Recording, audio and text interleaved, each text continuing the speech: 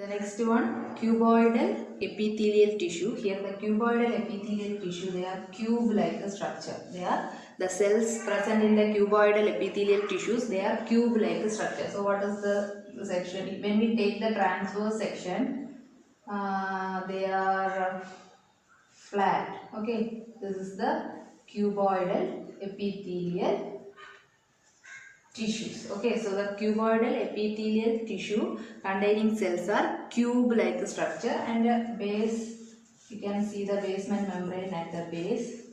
Okay, so this is the structure of cuboidal epithelial tissue. And where is it present? Yes, it is present in the kidney tubules. We can see this cuboidal epithelial tissues in the kidney tubules, and also we can see this in the thyroid secreting glands, thyroid vesicles. We can see this in the thyroid vesicles, and also we can see this in the glands. Okay, so where we can see this cuboidal epithelial tissue, we can see this in the kidney tubules, we can see this in the thyroid vesicles, and also we can see this in the gland. Especially gland means that saliva secreting glands, sweat secreting glands, and that exocrine pancreas. There all we can see this cuboidal epithelial tissue. It acts as the lining there. Okay, and also we can see this in the gonad, that is present in the testes and ovaries. There also we can see this cuboidal epithelial tissue. Okay, now let us see the function of this cuboidal epithelial tissue. It helps for secretion, and it also helps for excretion, and also it helps for absorption of substances. So these are the functions of this cuboidal epithelial tissues. Okay, so the cuboidal epithelial tissues are cube-like structure, and here cuboidal epithelial tissues are present in the kidney tubules, thyroid vesicles, and also in glands. Especially the glands means saliva, the sweat glands, then the salivary glands, and also it can present in the pancreas, the exocrine pancreas. There are, you can see this cuboidal epithelial tissue. And what is the function? It helps for secretion of substances, excretion, removing waste substances, and also it helps for the absorption. So these are the functions of cuboidal epithelial tissue. Now let us see the next one, that is glandular epithelial tissue. Before that, third one is columnar epithelial tissue. Okay, third one, columnar epithelial tissue.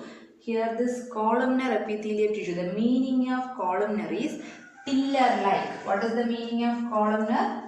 Pillar-like. So what's the arrangement of cells in this epithelial tissue? Here you can see the basement membrane is there, and they are pillar-like. They are not broader, they are taller. Okay, they are pillar-like structure. They are not broader, they are taller. So this is the structure of which one? Columnar epithelial tissue. Here the nucleus are mostly arranged at the base of the cell. We can see the nucleus at the base of the cell. So this is the structure of which one? Columnar epithelial tissue. And what is the meaning of columnar? It is nothing but pillar-like. And where we can see this columnar epithelial tissue? Yes, we can see this in the mucous membrane. Okay, mucous membrane, mucus secreting substances, or there it acts as the epithelial tissue. Okay, so the mucous membrane, you can see this columnar epithelial tissue, and the lining of stomach contains this columnar epithelial tissue. And also we can see this in the intestine, small intestine. You can see this columnar epithelial tissue in the colon. You can see this one, and also in the gallbladder. There we can see this columnar epithelial tissue, and also we can see this in the oviduct. You can see this in the oviduct. And what is the function of this columnar epithelial tissue? It helps for absorption. Functions of columnar epithelial tissue. So what is the meaning of columnar? It is pillar like. And where is it present? It is present in the mucous membrane, and also we can see this in the lining of stomach. We can see this in the small intestine. We can see this in colon, gallbladder, and also we can see this columnar epithelial tissue in the OV duct. And what is the shape? Pillar like cells are present, and the nucleus are arranged at the base, and that broader end you can see there, and there in that region you can see some hair like outgrowth. Okay, hair like outgrowths are present, and that hair like outgrowths are called cilia. Okay, that hair like outgrowth are called cilia. That also we can see this in the columnar epithelial tissue. Now the next one is glandular. What is the next one? Glandular.